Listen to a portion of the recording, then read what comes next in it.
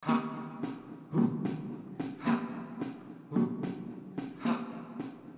secara fisik apa yang dirasakan? Itu kan tari kan muter. Paling lama berapa kali Mas Sirot whirling itu? Whirling dulu pernah paling lama 1 jam. Oh, 1 jam muter ya.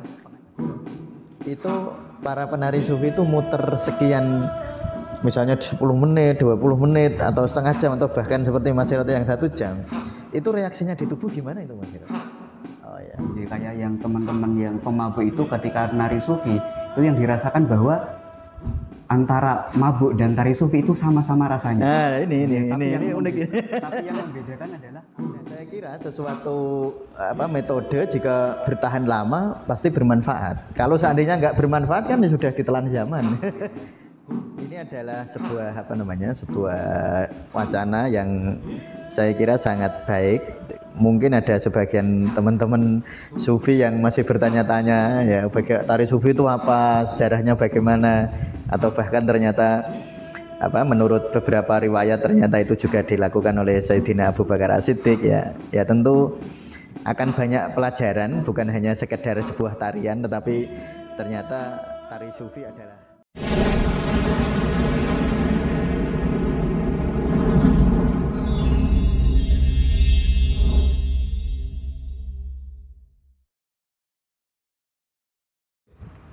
Assalamualaikum warahmatullahi wabarakatuh. Waalaikumsalam warahmatullahi wabarakatuh. Ya, kita jumpa lagi di channel Tasawuf Indonesia ya. Nah, kali ini kita kedatangan tamu namanya Mas MSZ ya, betul ya Mas ya? Mas Muhammad Sirojidin Zuhdi. Ini Mas Sirot ini mahasiswa dari Tasawuf dan Psikoterapi UIN Raden Mas Said Surakarta ya. Ini praktisi tari sufi teman-teman ya. Nah, ini memang pas ini teman-teman dari Tasawuf dan Psikoterapi Surakarta pas PPL di sini ya, di tempat kami di Tasawuf Indonesia. Ini kesempatan bagi saya untuk mengulik, ingin tahu lebih jauh tentang tari sufi Mas Sirot. Mas Sirot menari sufi sudah berapa lama? Sejak kapan tari sufi? Saya latihan tari sufi sejak 2014. Wow, berarti sudah 11 tahun ya Mas Sirot ya? Kurang lebih. Oh iya, jadi ini saya kira kita tidak salah tamu ya. Jadi ini bukan penari sufi amatiran yang baru latihan 1-2 hari. Ternyata ini Mas Sirot sudah latihan sudah berapa? 11 tahun ya. Itu berarti masih SMP? SMP, awal-awal SMP. Nah, gimana kenapa tertarik gitu atau lebih ini, kenapa tertarik di Jalaluddin Rumi kira-kira? Ini kan tari sufi itu dari Rumi ya? Atau whirling apa Mas? Whirling Darvis. Whirling Darvis ya, tari berputar ya. Nah, ini gimana ceritanya kok bisa tertarik itu Mas Sirot? Awalnya itu waktu SMP, kebetulan juga saya SMP-nya di Semarang, Pak. Oh, sebenarnya di Semarang ya, terus? Iya, di Kalicari. Nah, di situ awalnya melihat tari sufi itu juga antara tertarik atau tidak. Oh, awalnya gitu. Ya, tapi karena di situ adalah sebuah kurikulum.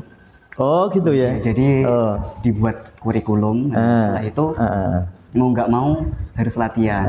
Setelah latihan mengenal tentang seorang Syekh Jalaluddin Rumi, di mana pemikirannya atau syair-syairnya menyangkut tentang sebuah kecintaan.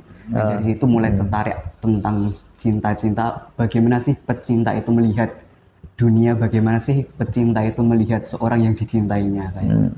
Oh gitu ya. Jadi itu tapi sudah SMP sudah mikir gitu ya. Ya, dan itu sangat menarik. Lalu Mas Sirot setelah itu dari SMP sejak saat ini sampai hari ini sampai kuliah Mas Sirot mempraktekkan tari sufi seperti itu.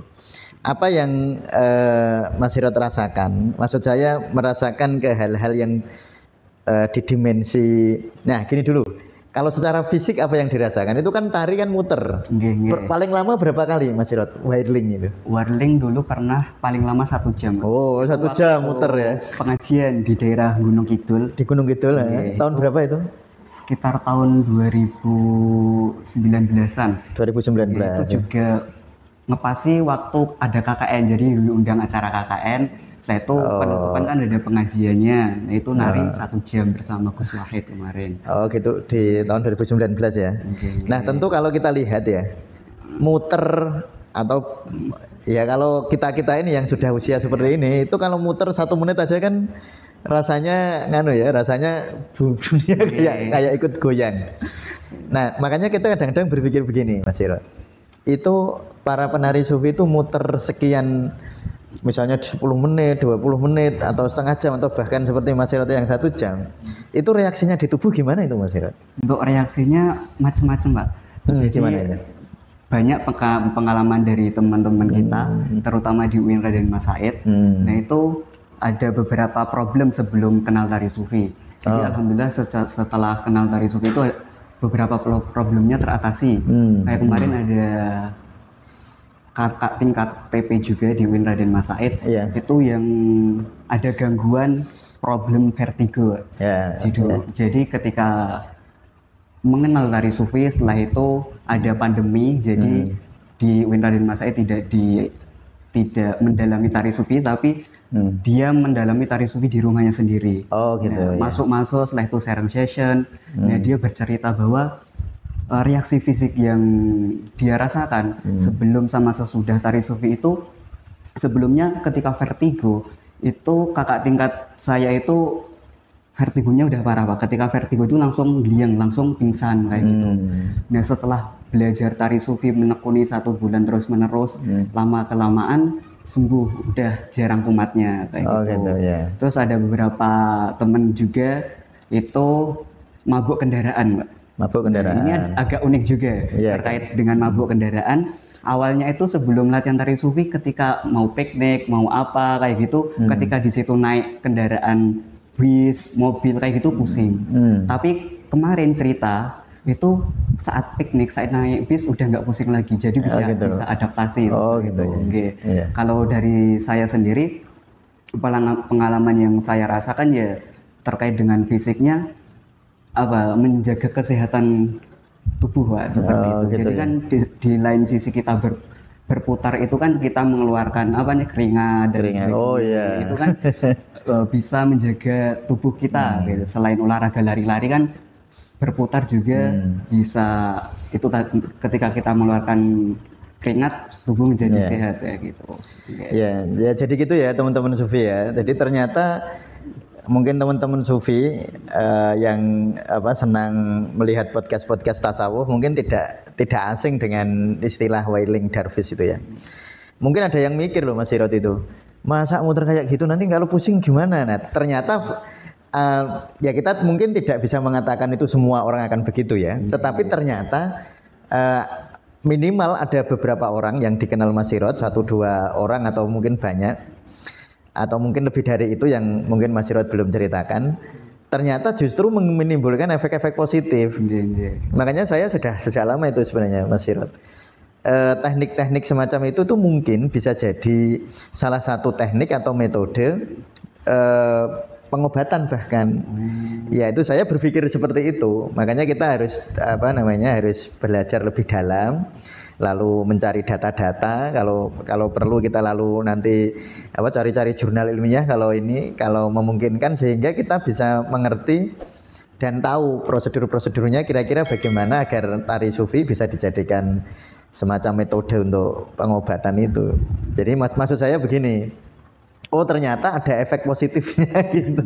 Selain dari fisik nanti juga. Nah sekarang begitu. Nah itu yang saya ingin masuk. Kalau secara psikologis apa yang Mas Sirot rasakan? Atau teman-teman?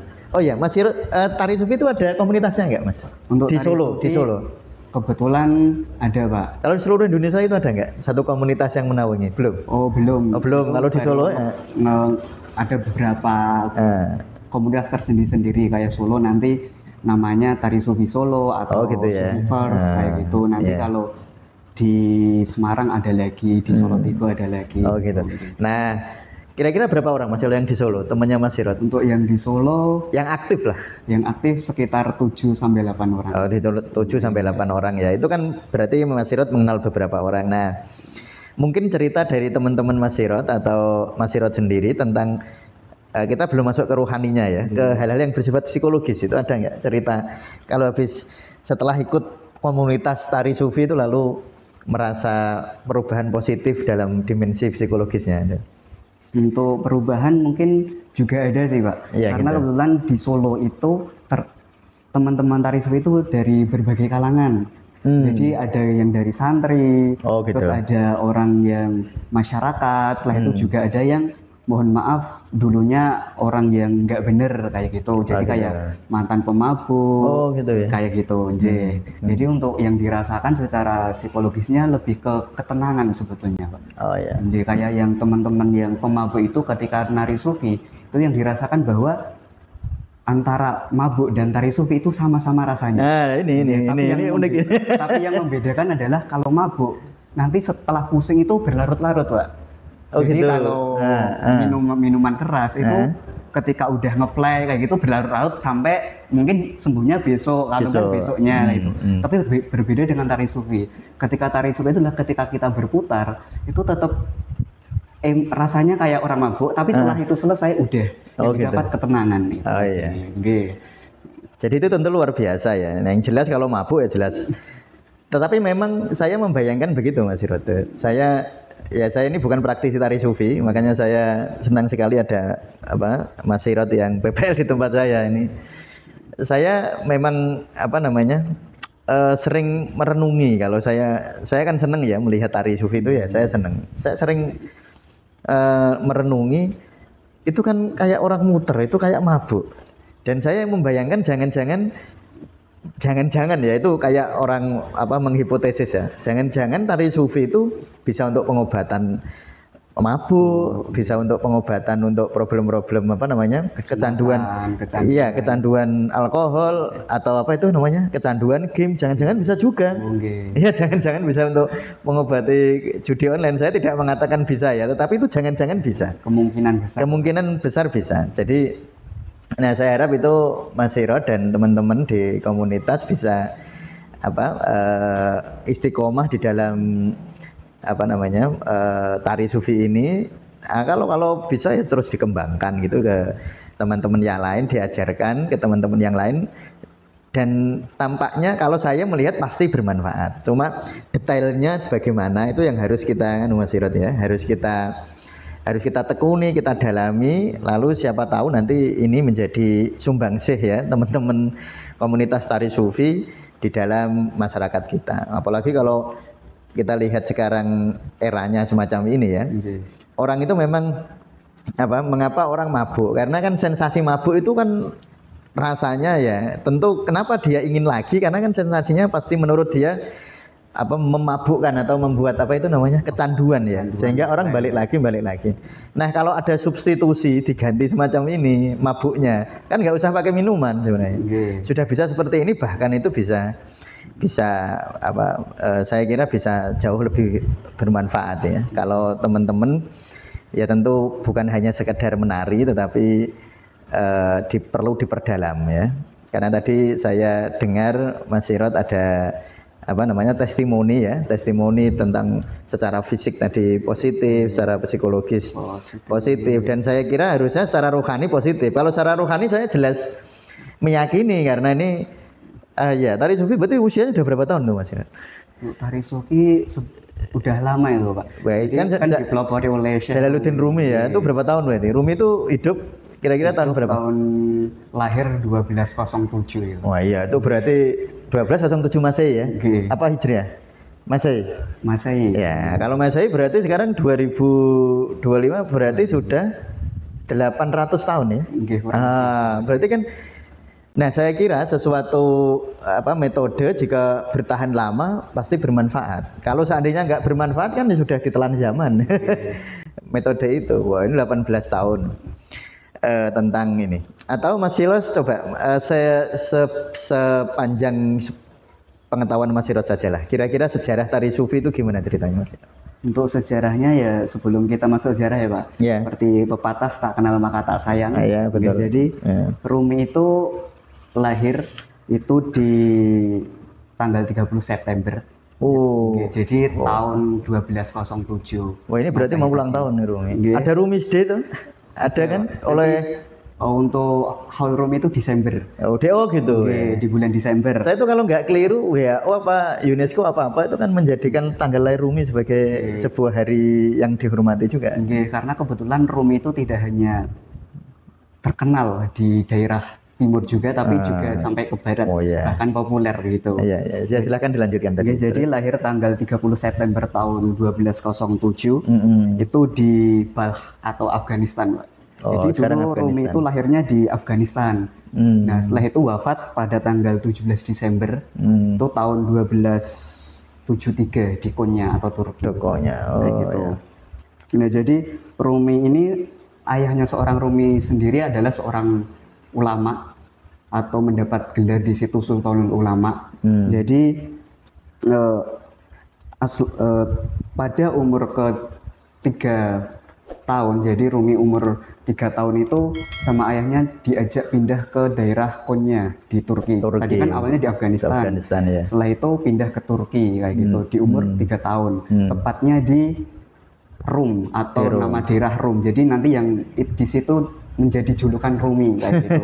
Orang nama tempat berarti. Nama tempat. Jadi asal muasal Rumi itu namanya adalah Muhammad Jalaluddin aja. Muhammad Jalaluddin. Jadi kan karena tadi ayahnya adalah seorang ulama besar di situ, jadi kayak ada pondok pesantrennya lah kayak gitu. Jadi Rumi itu sejak kecil udah pinter banget kayak gitu. Gitu ya.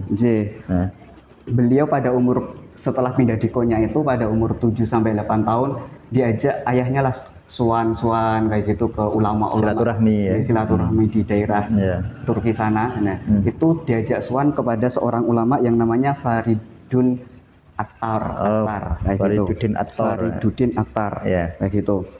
Saat suan itu Rumi di belakang ayahnya. Apa kata Fariduddin Attar saat melihat seorang ayah Rumi dan Rumi di belakangnya? Itu Fariduddin Attar berkata bahwa lihatlah lautan sedang di depanku, tetapi di belakang lautan itu ada samudra. Gitu ya. Ulang lagi, Mas. Lihatlah lautan di depanku. Ini telah ada lautan di depanku. Tetapi di belakang lautan itu ada samudra. Tetapi di belakang lautan itu ada samudra. Maksudnya Rumi ya. Jadi sufi dan wali itu lebih ngerti siapa yang menjadi siapa seperti itu. Jadi ramalan terkait Rumi, ramalan Fariduddin Attar tentang Rumi itu benar, bahwa kewalian Rumi itu akan melebihi ayahnya tadi, karena itu tadi di depanku ada lautan, tapi di belakang lautan itu ada samudra. Seperti itu. Nah, setelah ayah Rumi itu meninggal, jadi Rumi melanjutkan perjuangan ayahnya di sebuah pondok pesantren kayak gitu, yang kurang lebih muridnya lebih dari 4.000-an seperti itu, sehingga tadi julukan Rumi itu muncul, Pak. Dari situ gitu.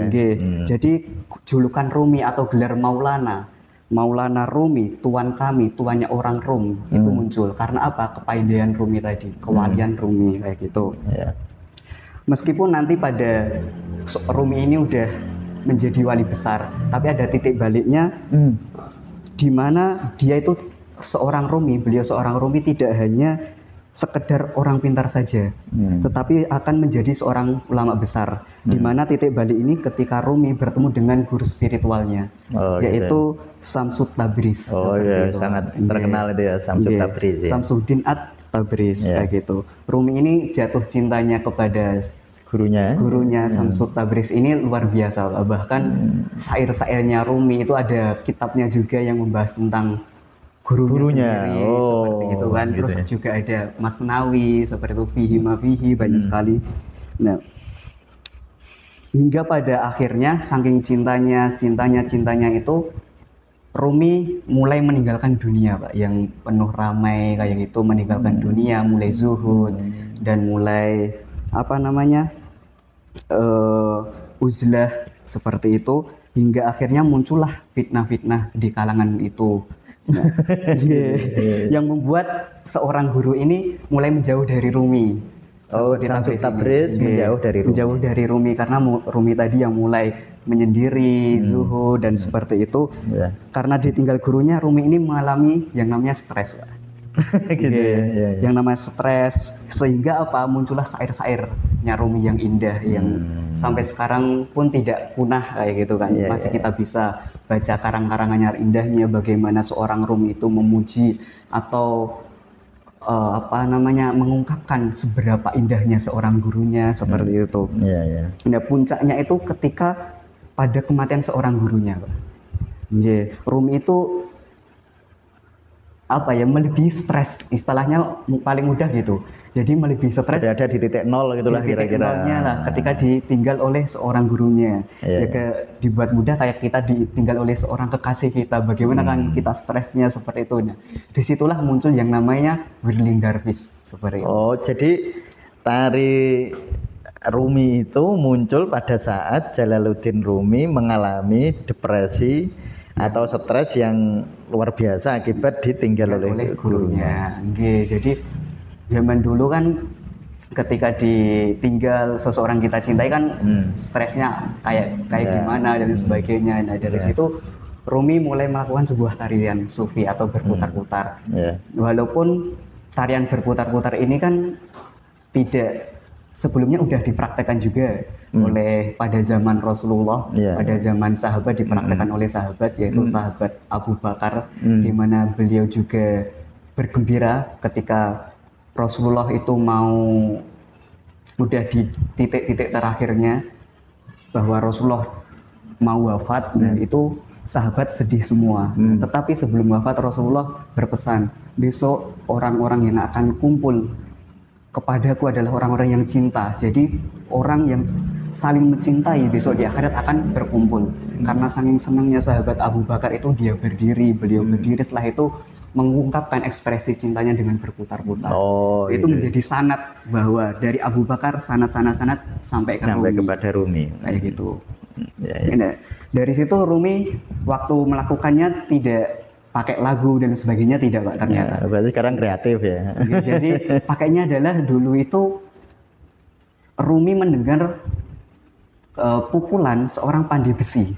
Oh gitu. Jadi kalau sekarang kan kalau kita lihat tari sufi kan ada beberapa musik yang bisa melatar belakangi tariannya ya. Tapi kalau dulu Rumi nggak pakai musik sebenarnya, tapi musiknya ketukan dari seorang pandai besi. Pandai besi, berarti apa? Tong gitu ya. Kalau pandai besi kan cetak gitu ya. Dari keheningan itu, nah Rumi menganggap itu seperti wirid. Kayak gitu, kayak Allah. Makanya kalau kita tari sufi, nah itu ada zikirnya juga, Pak, ternyata. Oh gitu ya. Jadi saat satu putaran ambil nafas itu hu Allah seperti itu. Iya, itu tentu luar biasa ya. Jadi ini adalah sebuah sebuah wacana yang saya kira sangat baik. Mungkin ada sebagian teman-teman sufi yang masih bertanya-tanya ya, tari sufi itu apa, sejarahnya bagaimana, atau bahkan ternyata menurut beberapa riwayat ternyata itu juga dilakukan oleh Sayyidina Abu Bakar As-Siddiq ya. Ya tentu akan banyak pelajaran, bukan hanya sekedar sebuah tarian, tetapi ternyata tari sufi adalah obat duka cita, kira-kira begitu ya. Jadi kalau teman-teman yang belum bisa move on dari duka citanya, mungkin salah satu pilihannya adalah di dalam tari sufi itu. Saya kira demikian dulu untuk podcast kali ini ya teman-teman tentang tari sufi. Nanti insya Allah ada 1 atau 2 podcast lagi kita lanjutkan tentang tari sufi. Ya, saya kira demikian. Terima kasih perhatian kawan-kawan teman-teman sufi semua. Assalamualaikum warahmatullahi wabarakatuh. Waalaikumsalam warahmatullahi wabarakatuh.